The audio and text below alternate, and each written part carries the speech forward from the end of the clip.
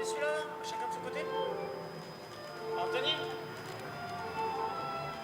Anthony, tu peux nous dire juste pour les frises là? Regarde.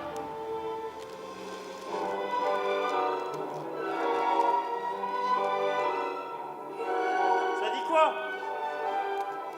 On va avoir une danse hybride un petit peu parce que les interprètes qui évoluent dans ce spectacle-là, ce sont des danseurs hip-hop à la base, mais qui ont toute une formation un peu académique.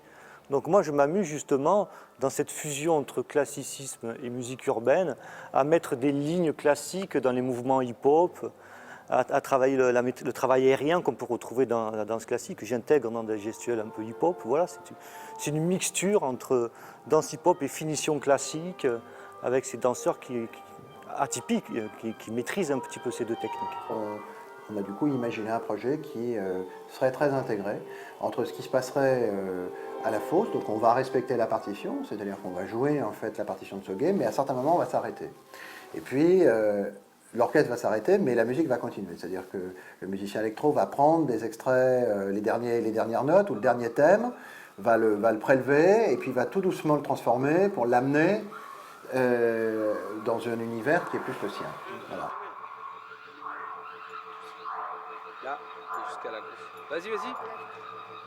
La difficulté, c'est d'être dedans, dehors. Ouais, j'ai un petit rôle dedans, mais la difficulté, c'est de pouvoir déclencher les choses. Et pendant la répétition, il a fallu déclencher aussi les parties orchestrales préenregistrées. Donc ça fait beaucoup de choses à gérer, quoi. Mais voilà, le spectacle vivant, ça se met en place. Je sais pas le faire. Comme ça là? Il y a la culture populaire et puis il y a l'autre culture plus, on va dire, plus affinée, plus élitiste. Et j'ai toujours eu ce regard tourné vers ça, me dire, eh bien un jour j'aimerais bien venir rencontrer ce monde-là.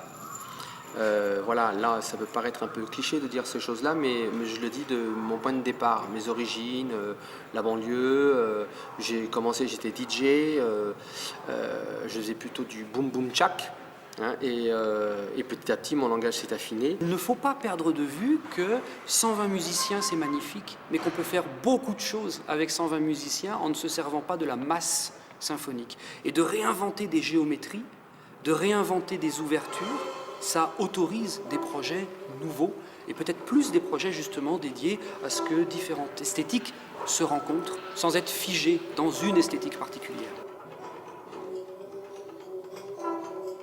Dans l'élaboration du projet, je voulais associer à cette œuvre classique un compositeur électro pour lui apporter cette dimension moderne, pour faire groover l'œuvre de Soguet et pour hippopifier un petit peu l'œuvre de Soguet, pour en faire une œuvre actuelle, moderne, atypique. Je trouvais que ce chorégraphe, qui est un peu catalogué dans les danses urbaines, en font un parcours assez intéressant.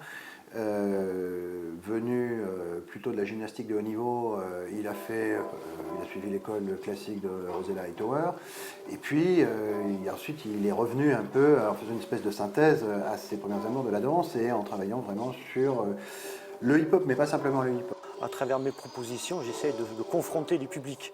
Je me rappelle toujours de ma première passage à l'Opéra de Bordeaux, où Madame l'abonnée en fourrure était assise à côté d'un jeune avec sa casquette, avec deux façons de dire le spectacle. Le hip-hopper était en train de crier « Ah !» pendant que la dame était très cage. Voilà, c'était vraiment la confrontation, un choc des cultures. La chose nouvelle qu'il y a sur ce spectacle, c'est l'orchestre. Donc ça, c'est quelque chose aussi dont je me réjouis beaucoup, de pouvoir participer à un spectacle avec un orchestre en live. Et j'ai abordé ce spectacle avec du plaisir. Et, hier, c'est la première fois qu'on a fait une répétition avec les musiciens. Et j'ai été vraiment impressionné. Déjà de les voir arriver, s'installer, on sait que c'est des musiciens de haut niveau. Et vraiment, c'était un grand plaisir de pouvoir les entendre sur scène. Ça rajoute beaucoup d'émotions et beaucoup de puissance. Ce qui est intéressant aussi, c'est que la génération des danseurs qui arrivent aujourd'hui dans ce genre de projet n'est plus tout à fait la même que celle qu'on a un peu à une époque récupérée entre guillemets sur les parvis ou dans la rue, puis on les a un peu amenés sur un plateau.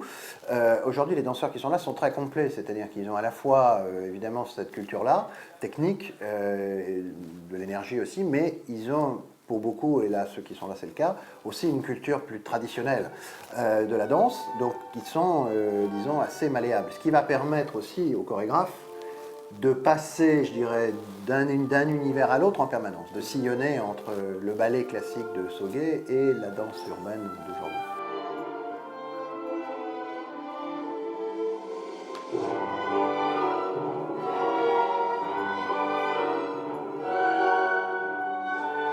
Moi, je suis très impressionné par... Il dit qu'il est intuitif, oui, c'est vrai.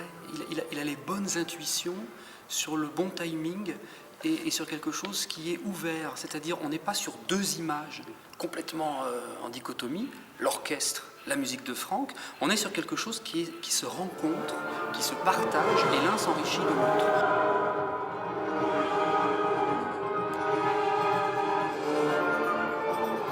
Pas mal. Regarde ça. Il faut dire les bons mots. Je suis là même pour leur descendre.